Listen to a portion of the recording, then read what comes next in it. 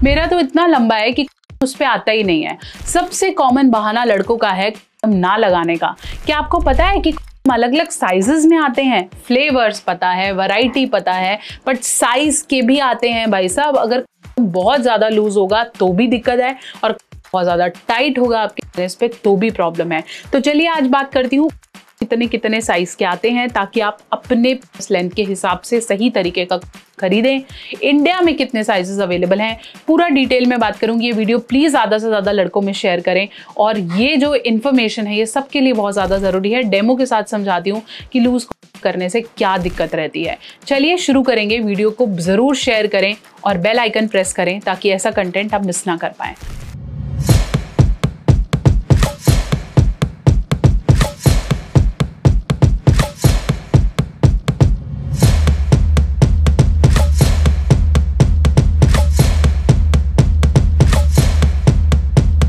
तो चलिए हम बात कर रहे थे कॉन्डम के साइजेस की। कॉन्डम अवेलेबल है S, L, R and XL। ये सब इंडियन मार्केट में कॉन्डम के साइज अवेलेबल हैं।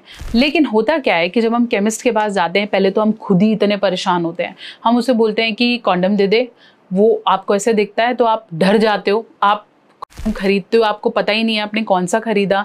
कभी कभार आप फ्लेवर्ड खरीद लेते हो, लेकिन चाहिए आपको के लिए तो आपको नॉर्मल चाहिए। आपको टाइम बढ़ाने वाला चाहिए लेकिन आप नॉर्मल लेके आ गए। आपको फ्लेवर्ड चाहिए था क्योंकि आपने ओरल करना था तो आपने नॉर्मल ले लिया, तो अजीब सी दिक्कत आ गई। तो definitely your condom size and condom type is very important. अब दिक्कत क्या है, एक तो हम कॉन्डम से डर इतना रहे हैं, तो उसके अंदर क्या वैरायटी और क्या नीड है उसके बारे में कोई डिस्कस नहीं कर रहा है। कॉन्डम हमारी मार्केट में S, R, L और XL साइज के मिलते हैं। S साइज का कॉन्डम वो है जो स्मॉल कैटेगरी का होता है। ये एवरेज मेल पेनिस साइज के लिए है। जिनका स्मॉलर साइज का है तो उनको बड़े बड़े पहनेंगे तो वो बिल्कुल लूज रहेगा तो स्पर्म उसमें इकट्ठा होएगा और वो फट जाएगा, फैल जाएगा, तो प्रेगनेंसी के चांसेस बराबर हो जाएंगे। आप बोलोगे मैंने पहना था लेकिन उसने काम नहीं किया है।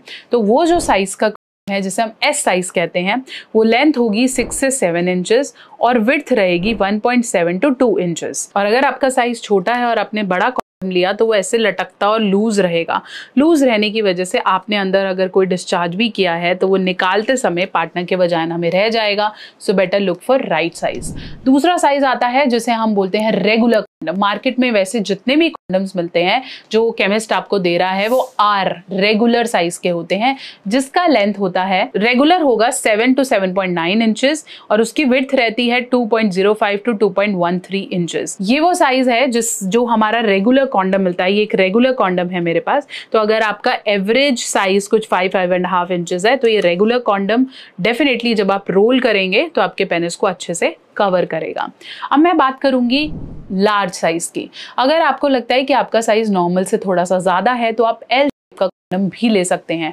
L का लेंथ रहता है फ्रॉम 8 to 8.5 इंचेस और विड्थ रहती है 2.13 to 2.3 इंचेस, मतलब चौड़ाई। इसके अलावा एक्स्ट्रा लार्ज कॉन्डम भी मिलता है जिसकी लेंथ होती है 8 इंचेस प्लस। मतलब अगर आपका पेनिस साइज 6 इंचेस के आसपास है तो आपको 8 इंचेस वाला मतलब XL वाला कॉन्डम लेना है, जिसकी विड्थ या मोटाई रहेगी 2.3 इंचेस से ज्यादा। एवरेज जो मोटाई हम पेनिस की बोल सकते हैं वो होती है अप्रोक्सीमेटली 2.2 to 2.5 इंचेस। तो अगर आपके पेनिस की गर्थ ज्यादा है तो भी उस हिसाब से आप अपना सही कॉन्डम चूज करके मार्केट से बाय करें।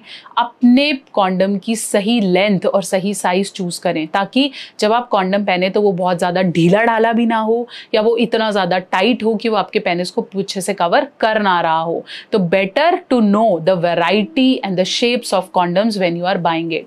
आशा करती हूँ मेरी वीडियो आपके बहुत से डाउट्स को क्लियर कर पाई है। चैनल पे नए हैं जरूर सब्सक्राइब करेंगे और ऐसे काफी सारी वीडियोस के लिए मेरे साथ जुड़े रहें। अगर आपको भी पता था कि कॉन्डम के इतने साइजेस आते हैं तो मुझे जरूर बताएं, और अलग अलग वैरायटी के कॉन्डम्स के बारे में जानने के लिए आप कमेंट में लिखें वैरायटी ऑफ कॉन्डम्स, ताकि अगली वीडियो से कवर कर पाए।